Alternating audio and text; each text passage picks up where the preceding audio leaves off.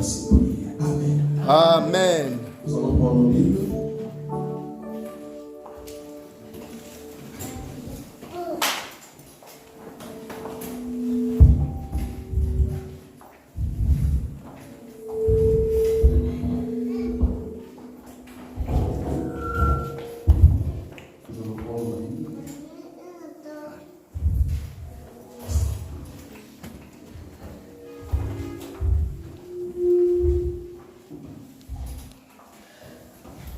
Je suis dans le livre de Lévitique. Lévitique chapitre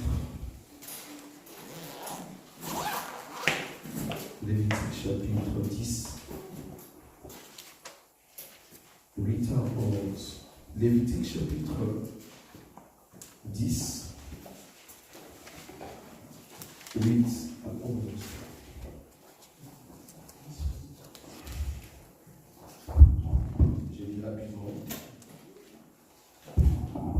L'Éternel parla à Aaron et dit: Tu ne boiras ni vin, ni boisson enivrante, toi et tes fils avec toi, lorsque vous entrerez dans la tente d'assignation.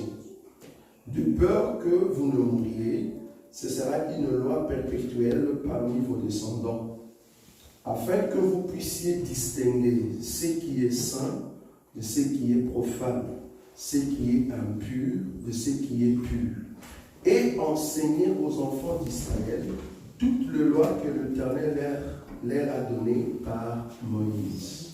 Amen. Amen. Vous avez vu cette écriture? C'est Lévitique chapitre 10, à partir du 8e verset jusqu'au 11e. C'est très important. Pour ceux qui n'étaient pas avec nous depuis le vendredi, nous sommes en train de voir un enseignement très important sur le 70 semaines de Daniel. Un enseignement qui montre au fait la chronologie des temps et la prophétie de la part de notre Seigneur. Alors aujourd'hui, nous allons aller petit à petit pour terminer cette grande partie de l'enseignement sur les 70 semaines de Daniel. Alors, je ne sais pas s'il y a encore de bien-aimés qui aimeraient avoir ces dessins, mais si vous ne l'avez pas, vous allez le chercher auprès des autres bien-aimés. Je vais essayer d'effacer ce qui se trouve ici devant et recopier une fois de plus.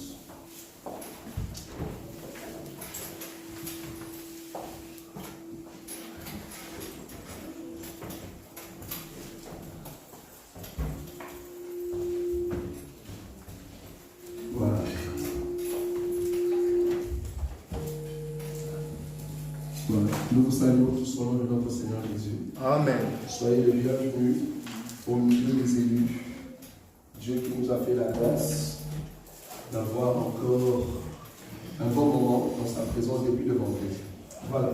Nous sommes en train de parler sur les 70 semaines de Daniel. Comme je l'ai dit tout à l'heure, 70 semaines de Daniel, c'est un enseignement qui montre la chronologie prophétique des temps. Les mondes, aujourd'hui, est dirigé par l'ennemi. Nous allons attendre que nos bien-aimés puissent s'asseoir.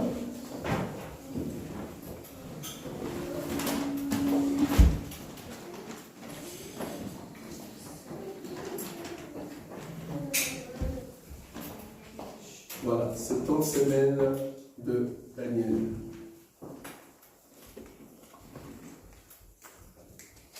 Voilà. Alors, le premier jour, nous avons essayé de faire une démarche par rapport au livre de Genèse. Nous avons dit que Dieu a créé les cieux et la terre en 4 jours. Bibliquement parlant, c'est 7 jours. Nous sommes d'accord. Mais cependant, vous allez remarquer que le premier jour et le 4e jour, c'est la même chose. Le 2e jour et le 5e jour, c'est la même chose. Le 3e jour et le 6e jour, c'est aussi la même chose. Et nous avons aussi le 7e jour. Nous avons dit que le premier jour, Dieu a créé la lumière. Dieu a dit que la lumière soit et la lumière fut. Nous avons dit que le fait que la lumière a quitté les cieux est venue sur la terre dans les ténèbres, c'est la visitation de notre Seigneur Jésus qui est venu, lui qui est la lumière, selon Jean, chapitre 1er, à partir du premier verset. Au commencement était la parole était avec Dieu, et la parole était Dieu. Elle était au commencement avec Dieu. Toutes choses ont été faites par elle, et rien de ce qui existe n'a été fait sans elle. En elle était la vie, et la vie était la lumière du monde. Donc nous avons compris que la lumière, c'est en fait la parole qui est venue dans les eaux, afin de retrouver un peuple qui était dans les ténèbres. Nous avons dit que cette lumière, c'est en fait notre Seigneur Jésus. Ça, c'est le premier jour. Et le quatrième jour, on nous dit, Dieu dit qu'il y ait des luminaires dans l'étendue des cieux, afin de diriger le jour et de diriger la nuit. Il y avait deux, c'est-à-dire le soleil et la nuit. Et nous avons dit que la lumière du quatrième jour, qui n'est rien d'autre que le soleil, c'est en fait la lumière du premier jour, mais dans un corps. Vous voyez ça? Donc la lumière du premier jour dans un corps s'appelle le soleil. Or, notre Seigneur Jésus-Christ est le soleil de la justice. C'est lui qui est venu le quatrième jour dans un corps. C'est la même lumière du premier jour, mais le quatrième jour, il va prendre un corps, afin de briller dans les ténèbres. Or, le premier jour, la lumière devait venir dans les ténèbres, parce qu'il y avait des ténèbres à la surface des eaux, ou de la vie. Alors, nous avons expliqué que, je le répète, d'habitude, nous n'avons pas l'habitude de rappeler tout le temps, mais c'est pour aider nos bien-aimés qui n'étaient pas là devant. Mais je vais survoler. Donc, au premier jour est égal au quatrième jour. Nous avons dit, c'est la lumière. Écoutez, aidez-moi avec ce son-là, je veux vraiment être distrait. Alors, le premier jour égal au quatrième jour, nous avons dit, c'est la venue de la lumière. Donc, la lumière est venue sur la terre pour chercher un peuple. La lumière quitte les cieux et vient sur la terre afin de chercher un peuple. Le deuxième jour est égal au cinquième jour. Le troisième jour est égal au sixième jour. C'est très important, ces choses. Donc, au deuxième et cinquième jour, nous avons dit que le deuxième et le cinquième jour, c'est l'apparition de deux peuples. Le peuple du ciel et le peuple d'en bas. Mais il faut qu'il y ait quand même ce que nous appelons... Ah non.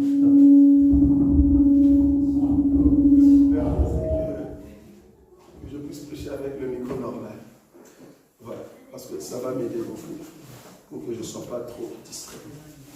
Voilà. Aidez-moi à faire ça avec le micro. Voilà. Alors, je disais que le premier jour, jusqu'au quatrième jour, c'est la lumière. Et le deuxième jour et le cinquième jour, c'est au fait l'enlèvement. Nous avons parlé de l'enlèvement. Pourquoi l'enlèvement? La Bible dit que, au deuxième jour, Dieu dit qu'il y ait une séparation entre les eaux avec les eaux. Qu'il y ait des eaux en haut et les eaux en bas. Nous avons dit, pour qu'il y ait séparation entre les deux eaux, il faut que la lumière du premier jour, qui n'est rien d'autre que la chaleur, puisse frapper l'eau. Quand la lumière frappe l'eau, qu'est-ce qui se passe? On a donné l'exemple que dans vos maisons, les mamans, quand vous préparez, n'est-ce pas, vous bouillez l'eau, vous mettez au feu, ça va bouillir, et il y a une partie d'eau qui monte sous forme de vapeur. Ça va? Et cette partie d'eau qui monte sous forme de vapeur va toucher votre couvercle. C'était en fait l'eau qui était en bas, mais par le fait de la chaleur, il y a une partie d'eau qui monte. Or, quand Dieu a séparé les eaux d'avec les eaux, c'était par l'effet de la chaleur qui est la lumière du premier jour. C'est ce que nous avons dit. Donc, la lumière du premier jour au deuxième jour va frapper en fait les eaux et il y a une partie d'eau qui monte. Et nous avons dit que la partie d'eau qui monte, c'est au fait le peuple qui était en fait ensemble avec les eaux, mais il y a une partie d'eau qui a subi la transformation. Vous voyez ça? Donc l'eau qui était à l'état liquide va prendre maintenant l'état gazeux.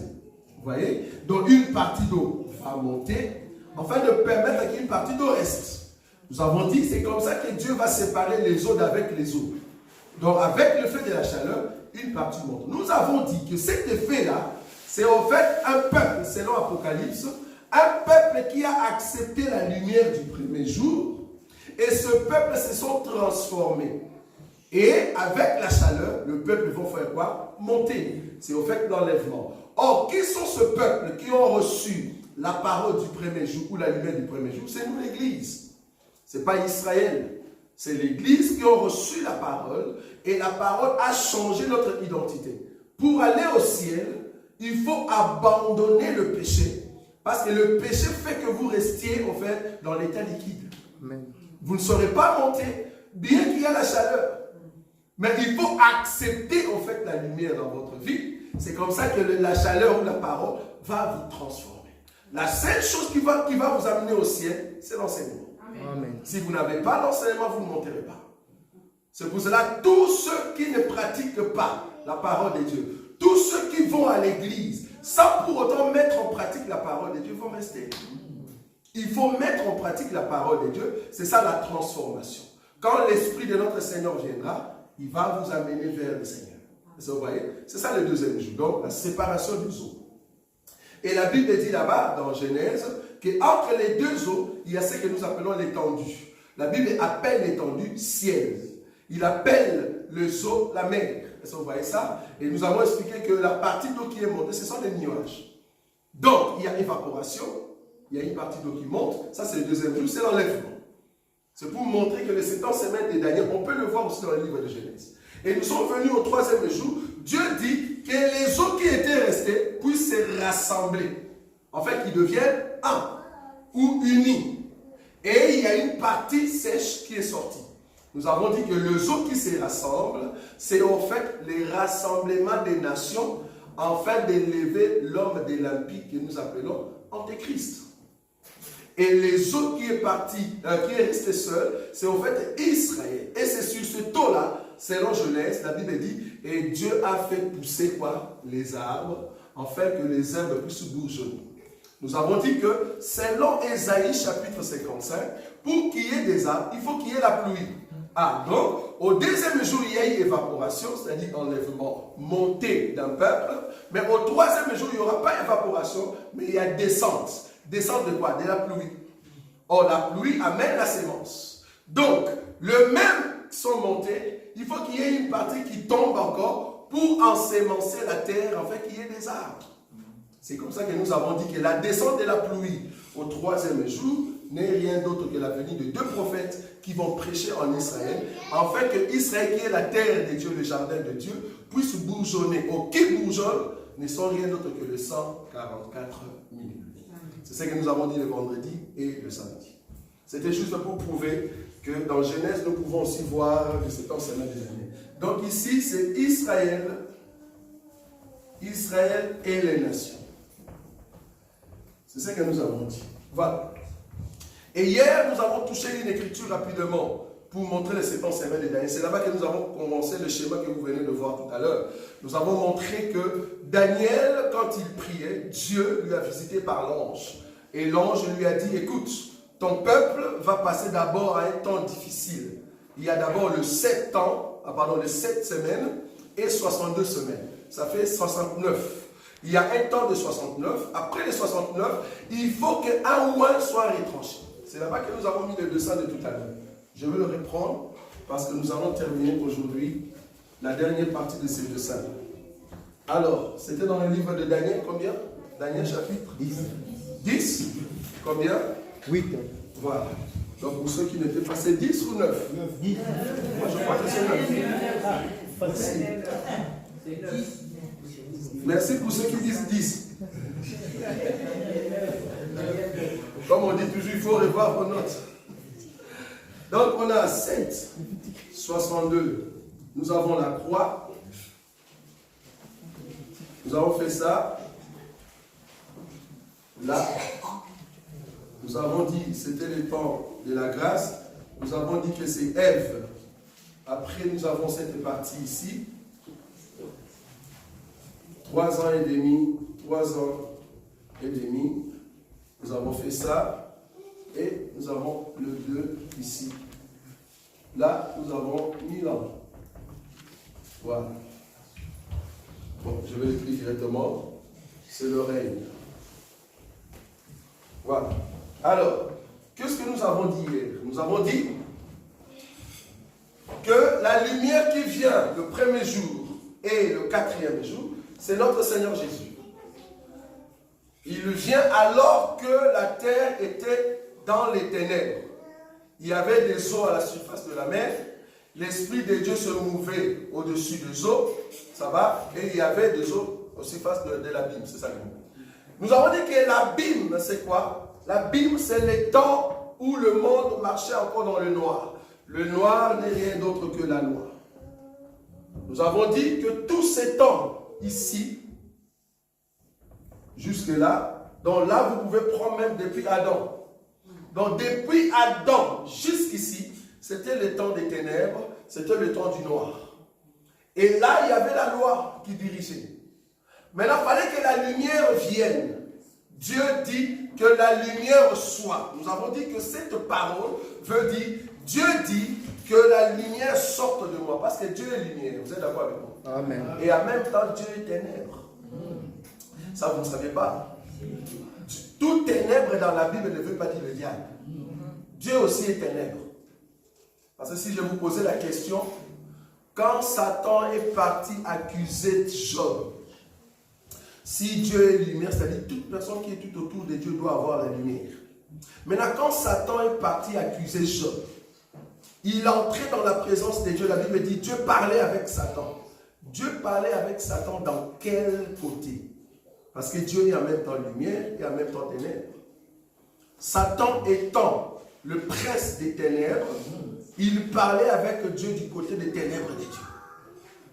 Jésus étant le prince de la lumière, Jésus est le roi dans la lumière, Dieu est dans la lumière. Est-ce que vous voyez ça? Je vais donner une autre écriture. La Bible dit que Pharaon va poursuivre Israël. Arrivé devant la mer Rouge, il y avait un ange qui marchait avec Israël. L'ange était devant. Et il y avait la colonne de nuée, ou la colonne de feu, qui marchait avec le peuple d'Israël. Quand Dieu a vu que Pharaon s'est rapproché, la Bible dit l'ange qui était devant et la colonne va reculer.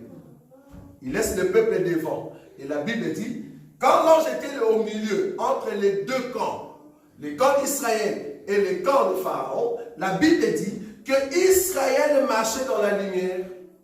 Donc, la lampe, qui est la colonne, éclairait devant pour que Israël marche. Mais la Bible dit la même colonne, du côté de Pharaon, c'était ténébreuse. Or, la colonne n'est rien d'autre que le corps que Dieu a pris pour visiter Israël. Donc, Dieu est en même temps ténèbres et en même temps lumière. Or, du côté des ténèbres, qui était roi? C'est Pharaon. Parce que Pharaon venait avec ses soldats. Mais c'était dans les ténèbres de Dieu. Et devant, qui était roi? C'est Moïse. Moïse marchait avec Israël devant dans la lumière, mais Pharaon marchait avec le peuple dans les ténèbres. Mais les ténèbres, c'est qui? C'est Dieu. La lumière, c'est qui? C'est Dieu. Et il y a deux princes, Moïse et Pharaon. Et si vous avez vu, Satan est le prince dans les ténèbres de Dieu. Et si vous avez vu ou pas? Amen. Quand Satan parle à Dieu, il parle dans les ténèbres. Et ça, vous voyez ça? Donc, tout ténèbre dans la Bible ne veut pas dire Satan. Comme tout serpent dans la Bible ne veut pas dire le diable. Quand vous voyez un serpent, ah, Satan, tu le tues. Mais nous, dans la Bible, nous disons que notre Dieu, c'est un grand serpent. Et d'ailleurs, ici, dans cette église, quand nous parlons avec le langage du serpent. Là, je te dis, hey, je suis dans quelle église où on parle le langage des serpents? Je vais te le dire. La Bible dit, oh Moïse, tu veux visiter le peuple? Ok. Moi, Dieu, je t'envoie, mais je te donne deux signes. Le premier signe, prends ton bâton, jette. Je vais frôler rapidement. Prends ton bâton, jette. La Bible dit le bâton est devenu quoi? Un serpent. Deuxième signe, prends ta main, mets sur ta poitrine, fais-le sortir et la main sortie avec la lèpre. Dieu dit les deux signes, va le faire devant le peuple d'Israël. S'ils ne croient pas au premier signe, ils croiront au deuxième. Moïse est parti avec les deux signes. La Bible dit avec les deux signes. Il a fait le premier, ils n'ont pas cru. Il a fait le deuxième, ils ont cru. Ça va? Donc pour dire que le premier signe, Israël n'a pas cru. C'était quoi? La verge transformée en serpent, les serpents transformés en verge. Ça, ils n'ont pas cru. Mais la main transformée en lèpre et la lèpre transformée à la main, ça, ils ont cru.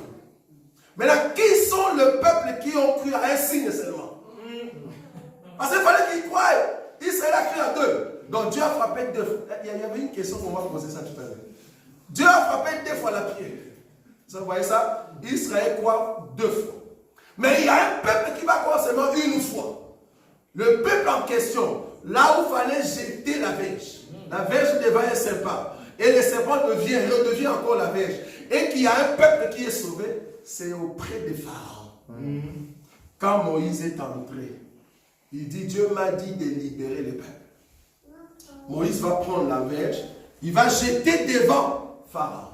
La Bible dit la verge est devenue un serpent. Pharaon regarde et dit, oh, mais ça c'est facile. Mes magiciens peuvent aussi le faire. Il appelle ses magiciens. Je souligne le mot magicien. Il appelle ses magiciens, ils vont amener aussi leur verge, ils vont jeter leur verge par terre. Leur verge aussi est redevenue quoi? Des serpents. Et la Bible dit, les serpents de Moïse, je dis bien les serpents de Moïse. Moïse ne peut pas avoir un diable. C'est les serpents de Moïse qui va commencer maintenant à avaler les serpents des magiciens. Nous, dans cet évangile, nous disons ceci. La verge de Moïse, que Moïse va jeter par terre, n'est rien d'autre que l'arrivée de la lumière. La lumière qui vient sur la terre. Quand la lumière est venue et la lumière a touché la terre, la lumière est devenue un serpent. Comment est-ce que la lumière a touché? Quelle terre que la lumière a touché? La terre en question s'appelle Marie. Quand Dieu a envoyé la sémence dans le ventre de Marie qui est une terre, la parole qui était dans le ventre de Marie est devenue un homme. C'est-à-dire la parole en mouvement. C'est ça les serpents. Le serpent qui est en train de bouger. Bouger où? Sur le terrain de Pharaon, sur la terre. Là où Pharaon règne. Pharaon, c'est Satan. Maintenant, Satan avait un peuple aussi. Un peuple, mais retenu statique dans des bâtons. C'est-à-dire prisonnier. Maintenant, ce peuple, pour qu'il soit libéré, il faut que le Seigneur vienne en forme d'homme. Dieu, pour libérer l'homme, il a accepté de porter le corps de l'homme. C'est comme ça les serpents, pour prendre d'autres serpents, il faut que vous deveniez aussi serpent. Voilà. Si vous n'êtes pas serpent, vous n'allez pas entrer dans la bouche de notre serpent. Sinon la verge ne va pas entrer. Et c'est comme ça que les magiciens vont prendre leur bâton, croyant qu'ils le laissent. Non, parce que la puissance de notre serpent attire le peuple quelque part. Même si vous étiez retenu. C'est pour ça que nous disons dans cet évangile, si tu es un enfant de Dieu, et que tu es retenu entre les mains des sorciers, des magiciens, par la puissance de la parole, les magiciens vont te lâcher. Amen. Ils ont lâché la verge. Amen. Et les verges sont devenus des serpents. En d'autres termes, les verges ont pris la nature du serpent. Tu ne peux pas aller au ciel si tu ne prends pas la nature de notre Dieu. Amen. C'est comme ça que Jésus va regarder son peuple sur le terrain de Pharaon. Il va commencer à avaler. Avaler veut dire entrer dans les royaumes. Amen. Ça, vous voyez ça? Ils vont commencer à entrer dans la bergerie. Jésus a dit, j'ai encore d'autres brebis qui ne sont pas de cette bergerie. Est-ce que vous voyez ça? Amen. Merci. Qui ne sont pas encore de cette bergerie. C'est comme ça qu'ils vont venir et ils vont entrer maintenant dans la bouche de notre Seigneur. Entrer dans la bouche veut dire entrer dans la bergerie. Et quand le dernier serpent est entré, c'est alors que Moïse va venir maintenant toucher le serpent. Bon, je ne vais pas entrer dans les détails et tout. Il le touche et puis il redevient la verge. La verge veut dire Dieu dans sa puissance. Amen. Le serpent veut dire Dieu dans sa faiblesse. Après, il faut que Dieu redevienne dans sa puissance. Vous voyez ça? Dieu dans la puissance, c'est la loi. Dieu dans la faiblesse, c'est le grâce de la grâce. Après, Dieu dans la puissance. Dieu était ici la verge. Moïse est venu avec Dieu, qui n'est rien d'autre que Jésus. Il jette la lumière au temps de la grâce. La verge devient un serpent. Il est en train d'avaler les serpents des magiciens. Est-ce que vous voyez ça? Pendant tout ce temps, les serpents de Moïse avalent tous les serpents qui étaient entre les mains des magiciens. En d'autres termes, c'est le temps de la grâce. Est-ce que vous voyez? Ici, Jésus ouvre seulement sa bouche. Tous ceux qui croient à l'enseignement, à l'odeur du serpent, vous entrez dans sa bouche. Quand le dernier serpent va entrer, alors Moïse peut venir toucher les serpents pour que les serpents redeviennent la verge. Regardez le mouvement. Redeviennent la verge, c'est l'enlèvement. Est-ce que vous voyez ça? C'est comme ça que nous sommes partis. Donc, notre Dieu, celui des serpents de Moïse, et tous ceux qui sont dans ces serpents sont sauvés. Ce n'est pas notre enseignement. Donc, nous sommes en train de dire que ici, cette partie, c'est la loi. Et là, nous sommes au temps de la grâce. Après le temps de la grâce, nous aurons ces temps ici. Nous avons dit que Dieu doit encore faire pleuvoir sur Israël pour qu'il y ait cette partie ici. Ici, c'est le ministère des besoins. Nous l'avons dit hier, pour ceux qui n'étaient pas là. Ministère de besoins. De besoins. Ils doivent prêcher, amener la sémence pour que Israël accepte. Après leur enseignement, parce que pendant ces temps ici, comme nous l'avons dit hier, que ce temps ici n'est rien d'autre qu'une semaine. Une semaine qui était restée. Une semaine qui était restée. Parce que remarquez, ici ça fait 69, mais c'est le 70 semaine de Daniel. Donc il faut rajouter encore une semaine. Une semaine, ça fait 70. Donc la dernière semaine n'est rien d'autre que le temps où Dieu va maintenant cesser avec l'esclavagisme d'Israël. Donc, qu'est-ce que Dieu va faire? Il va envoyer les besoins, ils vont prêcher, et Israël va croire, mais ce n'est pas tout Israël, c'est seulement les 144 000. C'est ce que nous avons dit hier. Après le scellement des 144 000, c'est alors que l'Antéchrist va tuer les 144 000, les besoins, et aussi la Vierge folle. Quand il va tuer tous ces gens-là, c'est-à-dire devant l'autel de Dieu, il n'y aura plus de prière. C'est là-bas que nous avons dit, Apocalypse chapitre 8, verset 1, va s'accomplir.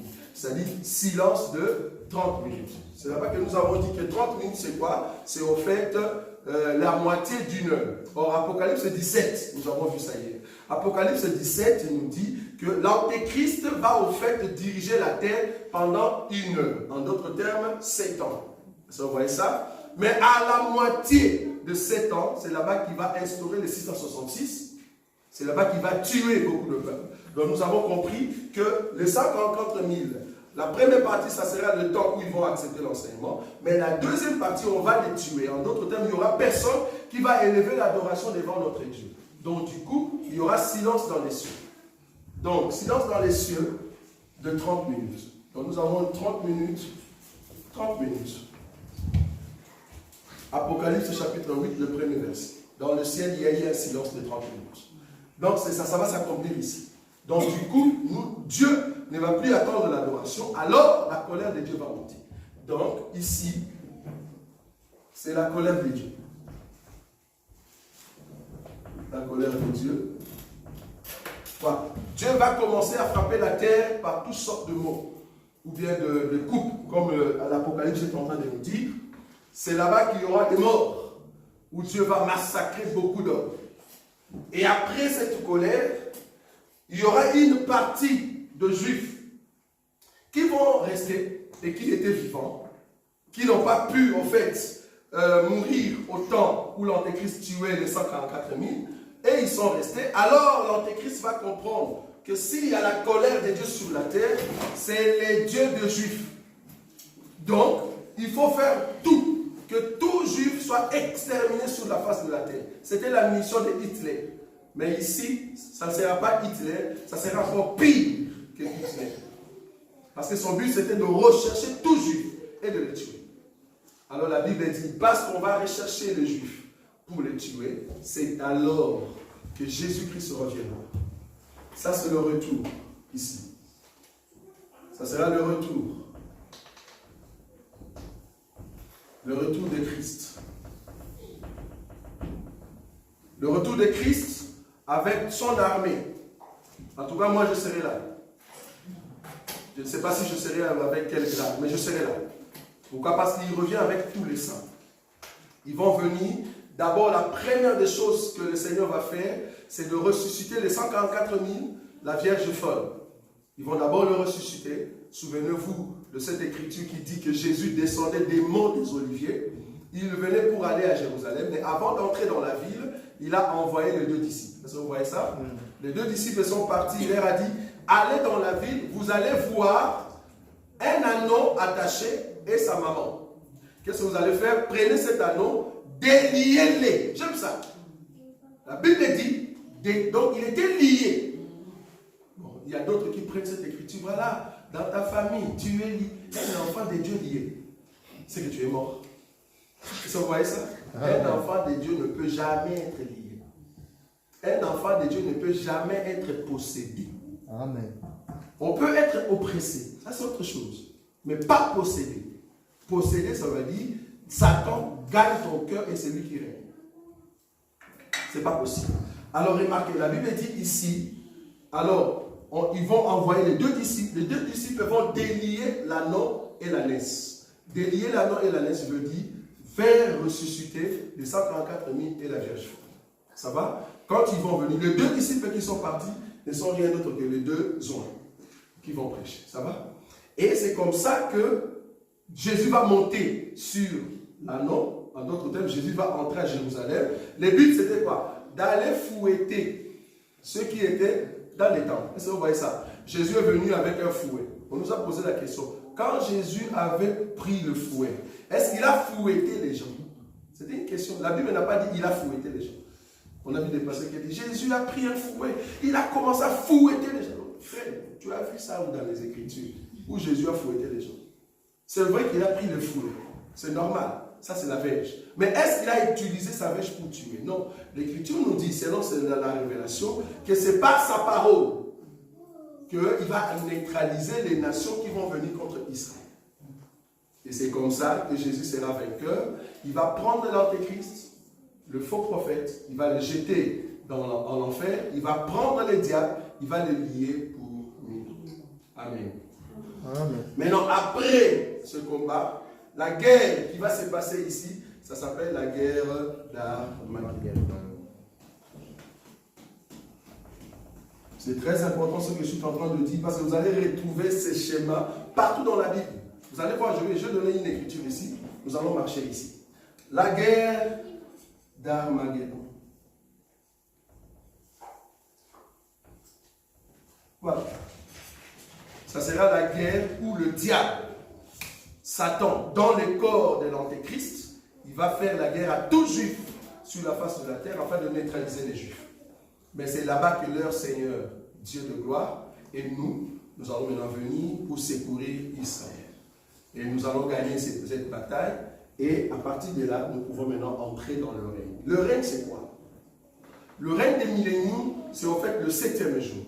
C'est-à-dire Dieu, depuis qu'il a créé la terre, depuis du temps d'Adam, jusqu'à 7 ans ici, il n'a jamais eu de paix que nous allons avoir ici. Tout ce que vous voyez comme paix, ce ne sont pas de paix.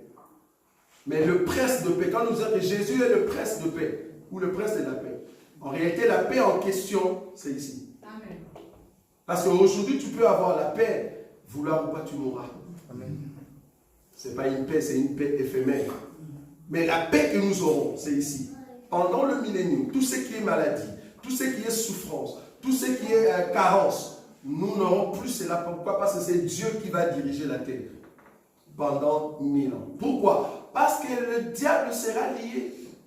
C'est lui qui amène la maladie, c'est lui qui amène des conflits, des divisions, des tueries, la criminalité. Cet homme-là, diable, on va le lier pendant 1000 ans.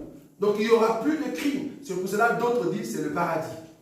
Quand nous disons c'est le paradis, voilà. Le paradis, c'est pendant 1000 ans. Où Dieu est en train de régner avec les hommes. C'est pour ça que je dis ici, c'est le règne. Or, 1000 ans auprès des hommes, c'est un jour auprès de Dieu. Mais c'est quel jour? C'est le Shabbat. Le Shabbat, personne ne travaille. Le Shabbat, c'est le repos. Donc, si Jésus est notre repos, parce qu'il a dit, venez à moi, vous tous qui êtes chargés et fatigués, je vous donnerai du repos. Mais posons-nous la question ici. En réalité, ce n'est pas le repos que Jésus nous donnera ici, parce que demain matin, tout le monde va travailler. Vous irez travailler, transporter des cartes. Ce n'est pas un repos, ça. C'est un repos en esprit. Parce que nous avons retrouvé en esprit le lieu où nous pouvons dormir calmement. Mais dans la chair, nous n'aurons pas de repos parce qu'il faut travailler, sinon tu ne manges pas. Mais ici, ça sera le repos. Je vous donnerai du repos, c'est ici. C'est là-bas que le Seigneur va nous donner le repos. On n'aura plus la souffrance. Tu ne vas plus te déranger pour des factures. Oubliez ça. Il n'y aura pas ça. Ah non, il y a l'eau, SNF, c'est quoi? Non, il n'y aura plus. C'est fini. Et là, vouloir ou pas, vous serez bien. En tout cas, je viens vous informer parce que moi, je vis là-bas. Ici, je suis juste un ambassadeur. On m'a envoyé pour vous dire que notre royaume arrive. Amen. Notre royaume arrive, c'est un royaume très calme, si bon. Mais il y a des conditions pour entrer. Pour entrer dans notre royaume, tu dois changer ton cœur. Tu dois transformer ta vie, abandonner le péché. En fait, vous avez des virus qu'on appelle le péché. Or, dans notre royaume, c'est un royaume pur, propre. Nous n'aimons pas les virus. Nous voulons être propres et bien. Donc, du coup, abandonnez le péché et vous allez entrer dans notre royaume. Un royaume qui vous attend. Un royaume où vous n'allez pas payer de loyer. J'aime beaucoup faire la publicité de notre royaume. Si seulement vous êtes prêts pour aller là-bas, il suffit seulement de donner votre cœur à Jésus.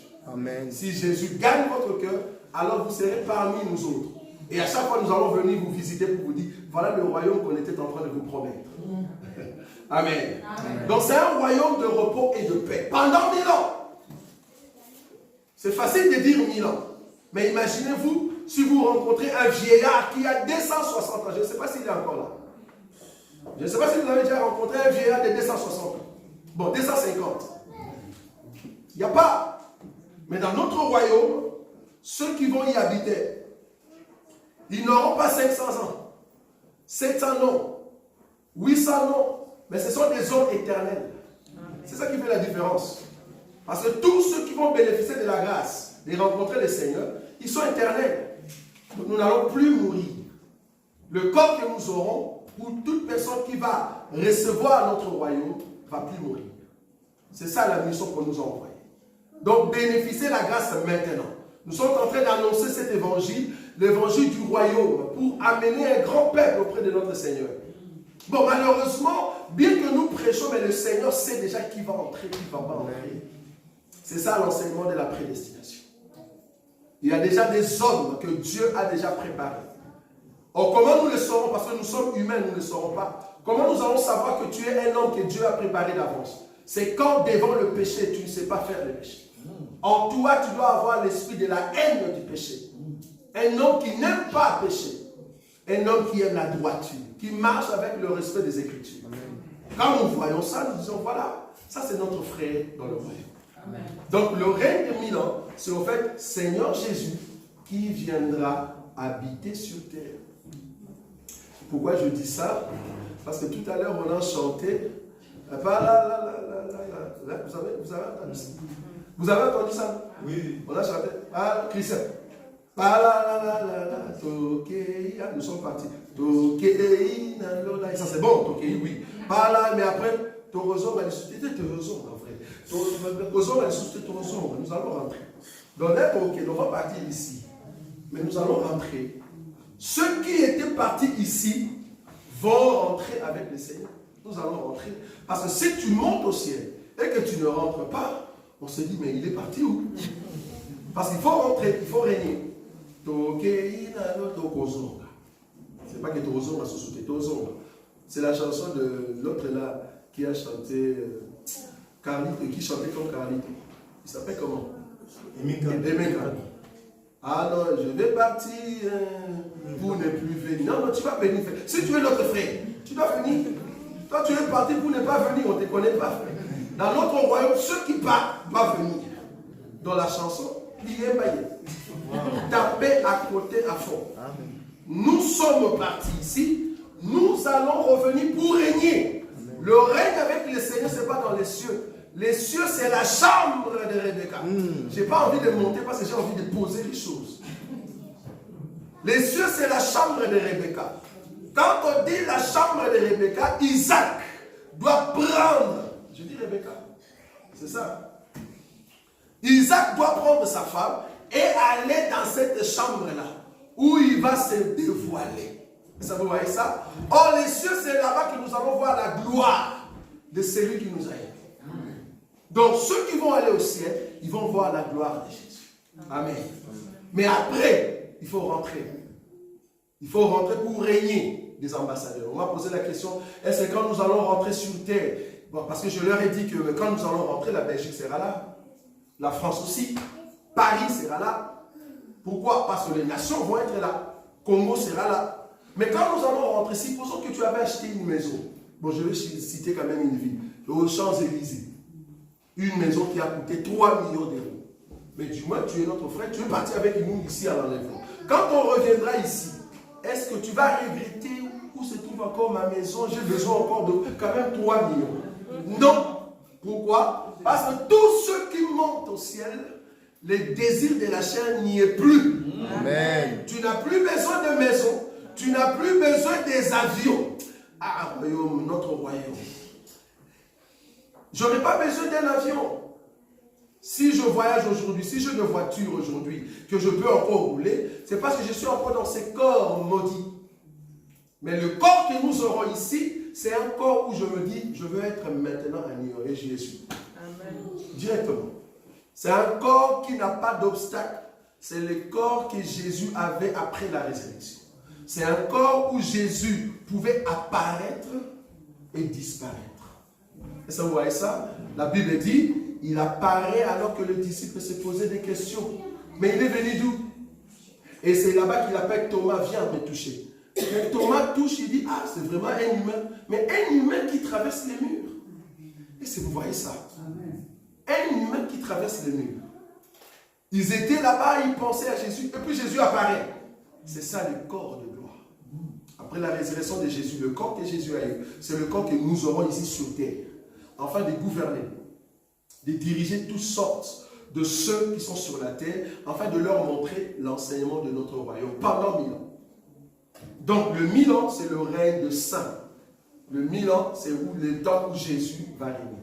Maintenant, après 1000 ans, c'est là-bas que nous allons clore cette partie de l'enseignement sur le 7e semaine de Daniel. Après 1000 ans, la Bible dit, Satan sera relâché. Donc il y a 1000 ans de règne, et ici, Satan sera relâché, parce que Satan était en prison pendant 1000 ans. On ne l'a pas tué encore. Parce que la mort pour Dieu, ce n'est pas parce que tu as fait l'accident. Si tu fais un accident aujourd'hui, Dieu ne les considère pas encore morts. La mort, c'est quand tu es vivant comme ça et que tu vis dans le péché. Amen. C'est ce que la Bible appelle mort. Si tu demeures dans le péché alors que tu es vivant, la Bible te considère mort parce que tu n'as pas la vie. Pour avoir la vie, il faut avoir le Fils. Si tu as le Fils, alors tu es vivant. Donc, quand vous marchez, quand vous êtes dans des bus, dans le train, ne dites pas que voilà les vivants qui vont dans les trains. Ce sont des morts. Pour être un vivant, il faut croire à l'enseignement que nous prêchons. Et cet enseignement te donne la vie. Même si tu marches, la Bible dit, tu es vivant. Même si tu meurs, Jésus dit, tu es vivant. Pourquoi? Parce que tu seras ressuscité. Amen. Vous voyez la différence. Amen. Tous ceux qui ont la vie que nous appelons enseignement, tu seras ressuscité. Mais si tu n'as pas la vie de Jésus, tu vis dans le péché, tu es mort. Bien que tu marches, bien que tu as acheté des maisons, bien que tu as des voitures, tu es mort. Alors quand tu meurs, quand tu as la chair, la Bible l'appelle première mort. Mais comme tu avais le péché à l'intérieur que nous appelons virus, qui va t'amener en enfer, Dieu un jour va juger la terre, il va te jeter en enfer. L'enfer, c'est la deuxième mort. La première mort, c'est la séparation du corps avec l'âme. La deuxième mort, c'est la séparation de l'âme avec l'esprit. Et ça, vous avez vu ça? C'est bizarre que les gens me regardent, ils ne savent pas écrire, hein? Mais on passe. Hein? C'est très important. Je répète. La première mort, c'est quand les corps se séparent avec l'âme. La deuxième mort, c'est quand l'âme se sépare avec l'esprit. Toute personne qui meurt aujourd'hui, ils ont encore leur âme et l'esprit. Mais comme ils sont dans le péché, il y aura un temps où Dieu va juger le mort. Quand on parle de juger le mort, c'est-à-dire leur âme et leur esprit va se présenter en fait d'être jugés. C'est là-bas que leur âme va être jetée en enfer. Est-ce que vous voyez ça? Bon, c'est un enseignement que nous allons après prochainement. Donc, j'étais en train de dire qu'après le millénium, Satan sera relâché. Mais Satan est relâché pour faire quoi? La Bible dit qu'il va faire encore la guerre. À qui? Mais il va faire la guerre à nous. Le peuple saint qui régnait sur la terre pendant 1000 ans dans la gloire de Dieu. Satan relâché, il vient maintenant pour faire la guerre. Cette guerre, on l'appelle la guerre de Gog et Magog. Guerre de Gog et Magog. Voilà. La guerre de Gog et Magog, c'est après le millénium. Quand Satan sera relâché, il va réunir les autres nations. J'aimerais te dire que tous ceux qui seront dans ces royaumes, quand on dit royaume, ce n'est pas toute la terre. Quand on dit royaume, c'est le territoire du jardin où Adam est en train de régner. Ceux qui seront là-bas, ils vont combattre, pas combattre, le diable viendra pour les combattre. Mais il viendra comment? Il va séduire les autres nations. Parce qu'il faut comprendre que pendant 1000 ans, le Satan n'est pas là, donc il n'y a pas de maladie, il n'y a pas de jalousie, il n'y a pas de soucis. Mais après 1000 ans, comme Satan revient avec toutes sortes de mots, il va séduire un peuple en fait d'attaquer le peuple saint. Et c'est là-bas que la Bible dit, on va prendre une chaîne, on va le mettre et le jeter dans les temps de feu. C'est là-bas que Satan va mourir. Donc si nous aujourd'hui, en 2019, nous sommes ici, 2019 nous sommes ici, et que dans vos prières, vous liez Satan, vous tuez Satan, comprenez que vous faites une prière vaine. C'est pour cela que nous disons ceux qui font des combats spirituels pour lier Satan et brûler les démons, ce n'est pas juste, bien aimé. Parce qu'on est ici en 2019. Parce que bientôt le Seigneur viendra pour que nous puissions aller en enlèvement. Mais après l'enlèvement, il y a encore les temps de 2 ans. Après les 2 ans, il y a encore les temps où l'Antéchrist doit encore tuer les gens. Parce que si tu lis Satan aujourd'hui, l'Antéchrist ne viendra pas. Oui ou non? Si aujourd'hui, tu lis Satan, tu jettes le feu sur Satan et que Satan est mort, donc l'Antéchrist ne viendra pas. Parce que l'Antéchrist, c'est qui? L'Antéchrist, c'est les corps que Satan va utiliser dans les temps afin de détruire la terre. Amen. Mais si toi, tu tues déjà Satan, l'esprit en question, donc l'Antéchrist ne viendra pas. Tu es en train de briser la prophétie de mon papa. Notre papa. Vous voyez ça? Amen. Donc la prophétie doit s'accomplir. On ne peut pas brûler Satan, on ne peut pas le lier maintenant. Il a encore un grand travail à faire. Si vous ne savez pas, en fait, Satan, c'est un serviteur de Dieu. Amen.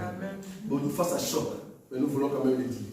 C'est un serviteur de Dieu, mais qui ne verra pas notre royaume. Ça, vous ne saviez pas? Un jour, papa était sur son trône. J'aime toujours l'appeler papa. Il était sur son trône, et puis du coup, il a dit, j'ai besoin d'un esprit, afin d'aller séduire Akab. Mais je ne sais comment. Qui peut le faire? La Bible dit, il y a Satan, l'esprit des mensonges. Il est sorti, dis-moi. Il dit, mais comment tu vas le faire? Fais-nous une démonstration. Ça, c'est le Père qui demandait. Fais-nous une démonstration. Il dit, non, je veux aller auprès de ces prophètes. Je serai un esprit des mensonges. Dieu lui dit, ok. Ok, vas-y, va faire. Va le faire. Il a fait aussi avec mon frère Job. Il a envoyé Job pour déranger sa vie. Tout serviteur, c'est tout homme qu'on envoie. Donc, le diable, c'est un serviteur de Dieu que Dieu utilise. Amen. Mais cependant, il ne verra pas notre royaume. Amen. Amen. Donc, le diable, c'est aussi un serviteur de Dieu. Tu ne peux pas le tuer avant les temps. Pourquoi? Parce qu'il a encore une mission à faire, bien qu'il sera jeté à l'étang de feu. Et il sera encore lié pendant 1000 ans. Après les 1000 ans, il faut qu'on le tue. Et ça, vous voyez ça? Donc, après les 1000 ans, vient maintenant le temps de la guerre que nous appelons la guerre de Gog et Magog. Guerre de Gog et Magog, c'est où le diable va attaquer le royaume. Après ça, il y a maintenant ce que nous appelons les trônes blancs. C'est le jugement dernier. Le jugement dernier, c'est ici.